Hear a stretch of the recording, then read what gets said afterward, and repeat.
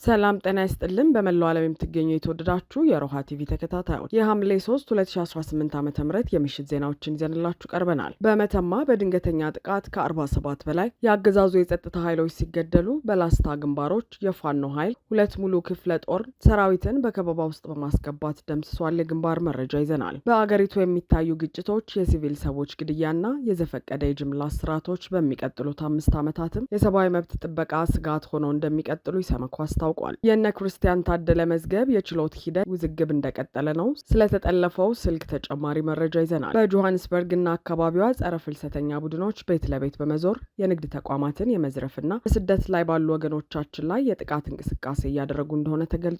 ሰሙታላችሁ። ኢራን በኑክሌር ቀጠና ዋና በባህር ኃይል ጦር ሰፈሯ ላይ ከባድ ጥቃት እንደተፈጸመባት ስትገልጽ፣ አሜሪካና እስራኤል ግን እኛ አልፈጸምንም ብለዋል። ጥቃቱ በማን ተፈጸመ? አዲስ ውጥረት ሆኗል። አድማጭ ተመልካቾቻችን አብራችሁ ልትቆዩ ከፈቀዳችሁ እነዚህ መረጃዎች በዝርዝር የምናሰማችሁ ይሆናል። በጎንደር በደረሰ ድንገተኛ ጥቃት በርካታ የአገዛዙ ኃይሎች እርምጃ ሲወሰድባቸው በላስታና ጋዛ ግንባር ሁለት ሙሉ ክፍለ ጦር በከበባ ተደመሰሰ። የአማራ ሕዝብ የህልውና ተጋድሎ ኃይሉንና ስልቱን በከፍተኛ ደረጃ ባሳደገበት በአሁኑ ወቅት በአማራ ግንባሮች በአገዛዙ ጥምር ጦር ላይ እጅግ ዘግናኝና ታሪካዊ ሽንፈት መመዝገቡ ታውቋል። በምዕራብ ጎንደር ዞን መተማ ወረዳ ሸመለ ጋራና ወዲ ገምዞ በተባሉ ቦታዎች መካከል በተሰነዘረ ድንገተኛ ጥቃት የብልጽግናው አገዛዝ አድማ ብተና ኃይል አባላት የሆኑ ከ47 በላይ ታጣቂዎች በአንድ ጀንበር ሲገደሉ 33 የሚሆኑት ደግሞ ከባድና ቀላል ቁስለኛ መሆናቸውን የፋኖ 305ኛ ኮር የህዝብ ግንኙነት መምሪያ በይፋ አስታውቋል። የኮሩ የህዝብ ግንኙነት ኃላፊ አርበኛ ባንዴራው ግርማይ እንደገለጹት የአገዛዙ የጸጥታ ኃይሎች ደሞዝ ተቀብለው ከአዲስ ዓለም ገንዳ ውሃ ከተማ በአንድ ባለ 10 እግር አይሱዙና በአንድ ኦባማ ተሽከርካሪ ተጭነው ወደ ሸመለ ጋራ ወታደራዊ ሰፈር በመመለስ ላይ ሳሉ ነበር አድፍጦ በቆየው የፋኖ ኃይል መብረቃዊ ጥቃት የተሰነዘረባቸው።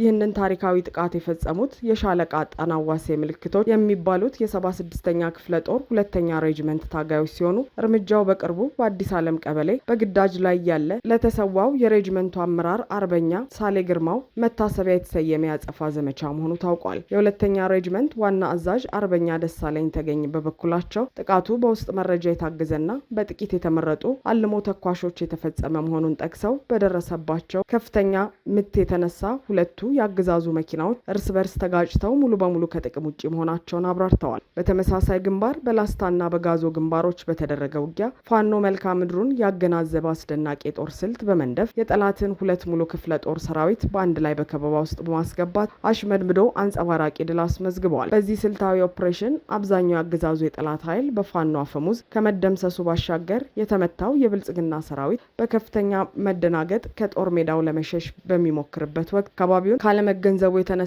ከ200 እስከ 300 ሜትር ጥልቀት ባላቸው ገደሎች ላይ እየተወረወረ እርስ በርስ አልቆ ከፍተኛ ኪሳራና እልቂት ተከናንቧል። ፋኖ በወሰደው ተፈጥሮ እንደ ጀን ባደረገው በዚህ ጥቃት በርካታ የጠላትን ወታደራዊ ቁሳቁስና ትጥቅ በመማረክ የጠላትን ሰራዊት ሙሉ በሙሉ በትኖ የጦር ሜዳውን በእጁ አስገብቷል። የሬጅመንቱ ዋና አዛዥ ባስተላለፉት መልእክት ይህን የአማራን ሕዝብ ለማጥፋት የመጣውን የብልጽግና ስርዓት ሙሉ በሙሉ ካልቀበርን ድረስ እኛ የአማራ የቁርጥ ቀን ልጆች አንተኛም፣ በቅርቡ ሌላ ተጨማሪ ታሪክ እናሰማቸዋለን በማለት ቃል ገብተዋል። በመጨረሻም ከጥቃቱ የተረፉ የአገዛዙ የጸጥታ ኃይሎች ከንቱ እልቂትን መርጠው ለጥፋት ከመሰለፍ ለአማራ ፋኖ እጃቸውን በሰላም በመስጠት ሰላማዊ ህይወታቸውን እንዲመሩ የ305ኛ ኮር የህዝብ ግንኙነት መምሪያ ጥሪ አቅርበዋል።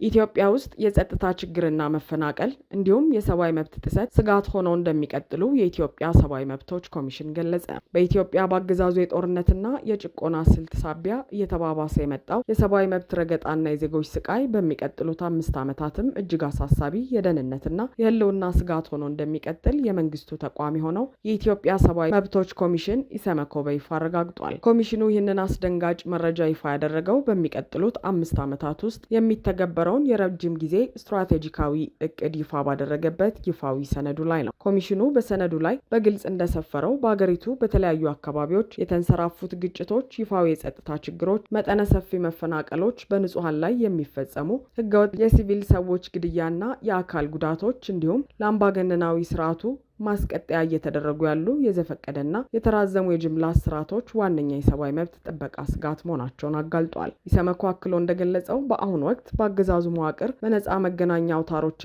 በጋዜጠኞች ላይ እየጨመረ የመጣው ጠንከር ያለ ገደብ የህዝቡን የመረጃ ማግኘት መብት የሚያፍንና መረጃ ምንጮች ተደራሽነትን በከፍተኛ ደረጃ ሊቀንስ የሚችል አደገኛ አካሄድ መሆኑን በይፋ ሰነዱ ላይ አስፍሯል። የኮሚሽኑ ይፋዊ መግለጫ አገዛዙ በየመድረኩ ስለ ዴሞክራሲና ሰብአዊ መብት አክባሪነት የሚደሰኩረውን ባዶ ፕሮፓጋንዳ ሙሉ በሙሉ ያፈረሰና መሬት ላይ ያለውን እውነት ፍንትው አድርጎ ያሳየ ሆኗል። በእንዲህ እንዳለ በሰብአዊ መብት ጥበቃ ላይ በስፋት የሚሰራ አንድ ስማቸው ያልተጠቀሰ ሀገር በቀል ሲቪክ ድርጅት የኢሰመኮን ስጋት ሙሉ በሙሉ እንደሚጋራ ገልጿል። ድርጅቱ አክሎ እንደጠቆመው በሀገሪቱ የተደቀኑትን እነዚህን ከባድና አስፈሪ ስጋቶች ለመቀነስና የንጹሐንን ህይወት ለመታደግ ብቸኛውና ዋነኛ መፍትሄ በተለያዩ ክልሎችና ግንባሮች ያሉ ውጊያዎችና ወታደራዊ መፋጠጦችን በአስቸኳይ በማርገብ መሆኑን አሳስበዋል።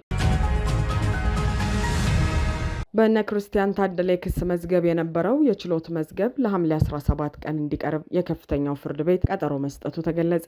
በፖለቲካ ሰበብ በእስር ላይ የሚገኙትን የህዝብ ተወካዮች ምክር ቤት አባል አቶ ክርስቲያን ታደለን ጨምሮ የዶክተር ካሳ ተሻገርና የሌሎች ተከሳሾችን የክስ መዝገብ አስመልክቶ የፌዴራል ከፍተኛ ፍርድ ቤት አዲስ ትዕዛዝ በማስተላለፍ ተለዋጭ ቀጠሮ መስጠቱን አዲስ ማለዳ ዘግባለች። ፍርድ ቤቱ ባለፈው ቀጠሮ ተከሳሾቹ ክሳቸውን በዝርዝር ይከላከሉ ወይም በነጻ ይሰናበቱ በሚለው እጅግ አንገብጋቢ ጉዳይ ላይ የመጨረሻ ብይን ለመስጠት ለዛሬ አርብ ሐምሌ 3 2018 ዓ.ም ቀጠሮ ሰጥቶ የነበረ ቢሆንም ዛሬ በዋለው ችሎት የተለየ ትዕዛዝ አስተላልፈዋል። የተከሳሾቹ ጠበቃ ሰለሞን ገዛኸኝ ለሚዲያ በሰጡት ይፋዊ ማብራሪያ መሰረት ፍርድ ቤቱ ዛሬ በዋለው ችሎት ላይ ሊሰጥ የነበረው ብይን ሙሉ በሙሉ መጠናቀቁን በይፋ ገልጿል። ነገር ግን የተከሳሾቹን ስልክ በህገወጥ መልኩ መጥለፍን በተመለከተ የአገዛዙ አቃቤ ህግ ቀደም ሲል ከአራዳ ምድብ ችሎት ህጋዊ ፍቃድ አግኝቻለሁ ማለቱን ፍርድ ቤቱ አስታውሷል። በመሆኑም ለፍትህ አሰጣጥ ጥራትና ለጉዳዩ አሳማኝነት ሲባል የተባለው የስልክ ጠለፋ ፈቃድ የተሰጠበት ኦሪጂናል መዝገብ በአካል ቀርቦ መመርመር እንዳለበት ፍርድ ቤቱ ወስኗል። በዚህም መሰረት አቃቤ ህግ የተባለውን መዝገብ በ10 ቀናት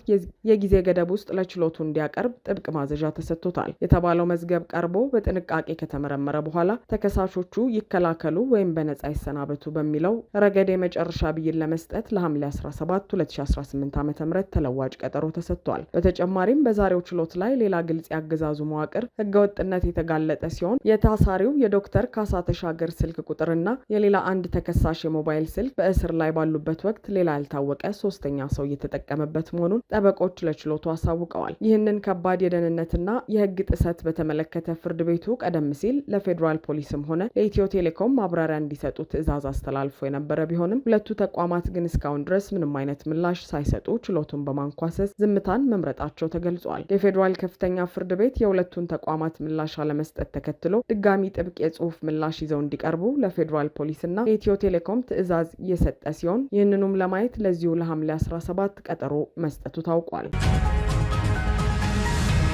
በደቡብ አፍሪካ የሚካሄዱ ጸረ ፍልሰተኛ ተቃዋሚዎች ቤት ለቤት በመዞር የንግድ ተቋማት መዝረፋቸውና ስጋት መፍጠራቸውን መቀጠላቸው ተገለጸ። በደቡብ አፍሪካ በተለያዩ አካባቢዎች ሰነድ የሌላቸውን የውጭ ሀገር ዜጎች ኢላማ ያደረጉ ህገወጥ ሰልፎችና አልፎ አልፎ የሚስተዋሉ የሱቅ ዘረፋዎች አሁንም ሙሉ በሙሉ እፎይታ አለመስጠታቸውን በአካባቢው የሚገኙ ምንጮች ገልጸዋል። በደቡብ አፍሪካ የተባበሩት ኢትዮጵያን ማህበር ፕሬዚዳንት ዮሐንስ ሀቢቡ በሰጡት ይፋዊ መግለጫ መሰረት በትናንትናው ዕለት በጆሃንስበርግ ዙሪያ በሚገኘው ዳኖታ በተባለ አካባቢ በተቀሰቀሰ ጸረ ፍልሰተኛ ተቃውሞ ሳቢያ የተወሰኑ የወገኖቻችን የንግድ ሱቆች በግድ እንዲዘጉ መደረጋቸውንና ጥቂቶቹ ላይ ደግሞ ከፍተኛ ዝርፊያ መፈጸሙን አረጋግጠዋል። ማህበሩ አክሎ እንደገለጸው ማርች በሚል ስያሜ የሚንቀሳቀሱና በመንግስት ዘንድ ምንም አይነት እውቅና የሌላቸው እነዚህ አደገኛ ቡድኖች ቀደም ሲል የተቃውሞ ሰልፋቸውን ከሳምንት በፊት ለማቆም አቅደው የነበረ ቢሆንም አሁን ላይ ግን ስልታቸውንና ጥሪያቸውን በመቀየር በየሳምንቱ ሐሙስ ዕለት ተከታታይ ሰልፍ እንደሚያደርጉ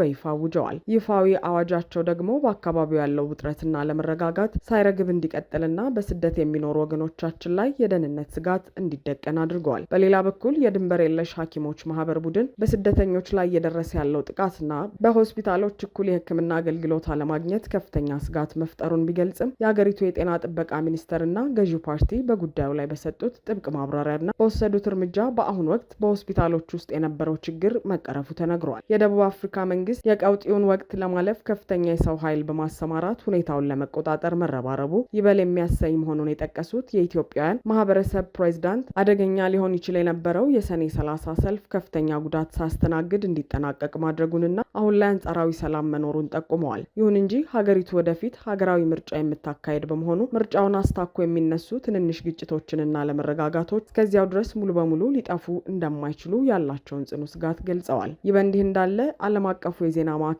አልጀዚራ ባወጣው ዘገባ እነዚህ ጸረ ፍልሰተኛ ተቃዋሚዎች በቡድን እየተደራጁ በየቤቱ ቤት ለቤት በመሄድ ንብረት የመዝረፍና ሰነድ የሌላቸውን ስደተኞች በኃይል የማጥቃት ድርጊት በይፋ መጀመራቸውን አጋልጧል። በአሁኑ ወቅት ያለው አጠቃላይ ሁኔታ ካለፈው ሳምንት አንጻር ሲነጻጸር የተረጋጋ ነው ቢባልም ቤት ለቤት የሚደረገው ጥቃት ግን በጆሃንስበርግና በዙሪያ ባሉ ከተሞች በሚኖሩ ስደተኞች ላይ ከፍተኛ ድንጋጤ ፈጥሮ ይገኛል። ኢራን በሁለት ወታደራዊ ጦር ሰፈሮች ላይ ጥቃት እንደተፈጸመባት ስትገልጽ አሜሪካና እስራኤል ጥቃቱን እኛ አልፈጸምንም ሲሉ አስተባብለዋል። በመካከለኛው ምስራቅ ያለውን ውጥረት ይበልጥ ሊያባብስ የሚችል አዲስ ወታደራዊ ጥቃት የተፈጸመ ሲሆን የኢራን መንግስታዊ ሚዲያዎች ትናንት ሐሙስ ምሽት ላይ በደቡባዊ ኢራን በሚገኙ ሁለት ቁልፍ ወታደራዊ ተቋማት ላይ ከባድ ጥቃት መፈጸሙን በይፋ አስታውቀዋል። ኢራን የተሰኘው የኢራን የዜና አውታር የቡሺር ግዛት የፖለቲካና ደህንነት ምክትል ገዢ የሆኑትን ኢሳን ጃሃንያንን በምንጭነት ጠቅሶ እንደገለጸው በከተማው አቅራቢያ በሚገኝ እጅግ ስትራቴጂካዊ የጦር ሰፈር ላይ ከፍተኛ ጥቃት ተፈጽሟል። የኢራን ባለስልጣናት ይህንን ጥቃት የአሜሪካና የእስራኤል ሚሳይሎች በጋራ እንዳከናወኑት የገለጹ ቢሆንም በጥቃቱ ሳቢያ የደረሰውን የሰውና የቁሳቁስ ጉዳት መጠን ግን እስካሁን በይፋ አልገለጹም። ጥቃት የተፈጸመበት የቡሺር ግዛት ለኢራን መንግስት እጅግ ቁልፍ ወታደራዊ ተቋማት የሚገኙበት ስፍራ ከመሆኑም በላይ በአገሪቱ ውስጥ ብቸኛ የሆነውና በከፍተኛ ጥበቃ ስር የሚገኘው በኒውክሌር የሚሰራ የኃይል ማመንጫ ጣቢያ ያለበት በመሆኑ